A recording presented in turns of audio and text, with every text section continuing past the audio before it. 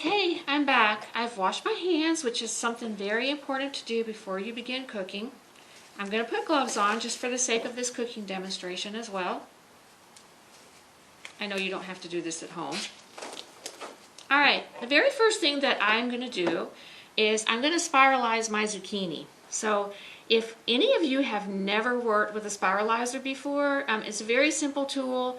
They have bigger versions of it and smaller versions. This is kind of like a medium version.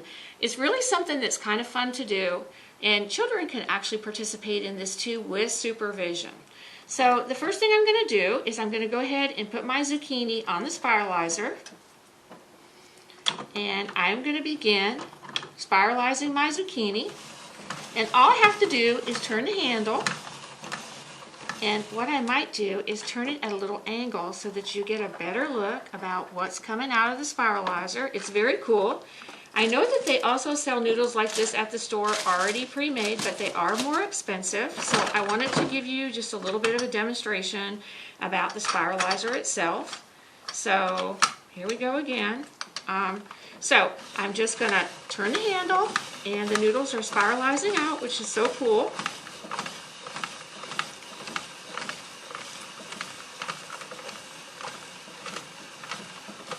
Very simple to do, not very hard to turn the crank, especially for anybody that has arthritis.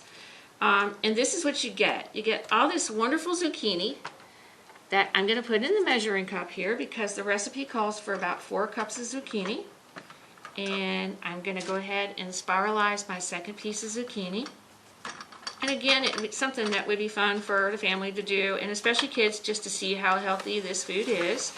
And then I'm just turning my crank again, so I can spiralize the rest of my zucchini. Zucchini, keep in mind, is a summer squash. That and yellow squash are very low in carbs.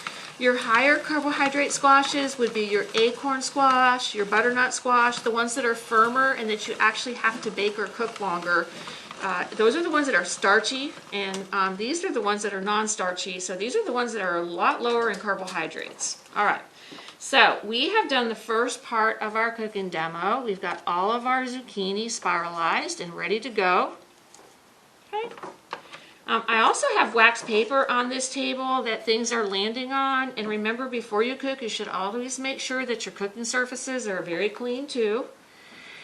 Alright, so I'm done with my spiralizer, so I'm going to go ahead and set it aside. Alright, the next thing that I want to do is I'm going to take a tablespoon of my extra virgin olive oil. Remember that we want to cook with olive oil because olive oil is a healthy fat. This, canola oil, and peanut oil are healthy fats, and so I'm going to put a tablespoon of olive oil into my skillet. And I'm going to go ahead and put it on my hot plate over here. Might want to move it a little bit farther over so that y'all can see what I'm doing. Okay, so I'm going to heat that oil up, and the next thing that I want to do is I'm going to, as soon as the oil heats up, I'm going to add my grape tomatoes. It calls for a cup of grape tomatoes and 3 cloves of garlic that I have already minced up finely. And just get my oil circulating around in the pan so that my oil gets heated up. And make sure that I have it on the highest level of my hot plate. So not only is this a healthy side to have on your plate, but it's also a very pretty dish because it's got your green and it's got your red. And so when we think about the vegetables that are the best for us and the fruits, they're the ones with the deepest, darkest color. They have lots of vitamins in them and what's called antioxidants, so they're healthy for you. And you can see that my oil is heated up. So the next thing that I'm going to do is I'm going to go ahead and I'm going to put my garlic in the pan. Okay. And I am going to stir it up a little bit, get it with all that oil in there. You can see how pretty that is. And go ahead and add my grape tomatoes in, and we're putting them in whole. And they're so pretty. I almost think grape tomatoes are like a dessert. You just pop them in your mouth and they're just so good. So we are going to go ahead and let that cook up a little bit. right, until the garlic is very fragrant, which I can already smell it, so I'm so sorry you can't. But until it's fragrant, and then we're going to cook the garlic until it just begins to brown.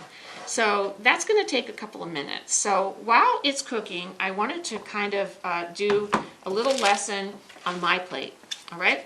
So I have these plates that I'm going to plate the food up on after it gets cooked. And remember that with my plate, your plate is meant to be divided into 3 sections. The largest section is where you're going to pile up your non-starchy vegetables. That would be your broccoli, kale, spinach, cabbage, carrots, tomatoes, peppers, onions, salads. You get the idea. Anything that's non-starchy is what goes on this part of the plate. So that is where our food is going to go once we get it prepared. And it is starting to really brown up nicely. All right, so that's the plate. Remember too that on a fourth of your plate should be your lean meat. In this case, this is a food model of a chicken breast. And remember that the correct size for meat is about the size of a deck of cards, or it needs to fit in the palm of your hand. My palm is pretty small, so it fits pretty well, but if you've got a really big palm, then that might be too large of a serving of your protein or your lean meat. So it goes on a fourth of the plate. On the other fourth of the plate is where your starch goes, okay? So this is meant to be a food model of brown rice, and remember that your serving size for your starch of brown rice or pasta or plain rice would be 1/3 cup, okay? And that's what fits on the other part of the plate, all right? So then when we get our wonderful food cooked here, our zucchini, tomatoes, and garlic, we are going to put that on this part of the plate. And voila, we have our plate, all right? Give you another little example, since how we have 2 servings of this food. Here's another plate. On this plate, I am going to put a slice of turkey, and the turkey's kind of thin. The serving size is meant to be about 3 ounces, and that's most likely about a 3-ounce serving of turkey. And our macaroni and cheese, which everybody loves, that is about 1/2 cup of macaroni and cheese, okay? So that's the starchy part of the plate, that's our protein part of the plate, and this part of our plate right here would be where our nice non-starchy vegetables would go, okay? You notice that we don't have fruit on the plate. Fruit is healthy, it's important, but you definitely have to watch your serving size. So a small serving of fruit on the side or a small serving of dairy on the side is what you would want to add to your plate to complete your meal, okay? So the garlic is beginning to brown, and the tomatoes are beginning to soften.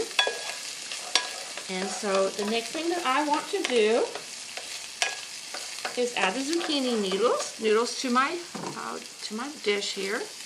Okay. And what I'm going to do now is I'm going to cook them until they're heated through, and whoop, big piece of zucchini got in there, and until the tomatoes are softened. So pretty much that's how we're going to know that our dish is completed, is that our tomatoes are going to be softened. So we're going to let this cook up a little bit. And it smells so good. I made this actually last week, and the building smelled like garlic for probably a whole day. It smelled pretty good in here. And everybody would come in and say, "What's that good smell? What's that?" And it was garlic. It was something good that we had cooked. By the way, when we do have our weekly education clinics on Tuesday mornings at Better Health from 8 to 12, at 8:30, between 8:30 and it usually lasts about 30 to 45 minutes, we do an educational session, and one day a month I do a cooking demonstration of a diabetes-friendly food. And like I said, I get the recipes either from Diabetes Self-Management or Diabetes Forecast, and try to prepare something healthy. I alternate between a nice entree, a side, a salad, a dessert, an appetizer. Sometimes we do drinks just so that people can see that you can eat healthy and you can eat the appropriate carbohydrates to help manage your diabetes, to help keep your diabetes under control, and to keep your blood sugar where you want it to be. And remembering that keeping your blood sugar where you want it to be helps be able to prevent or decrease your risk of the long-term complications of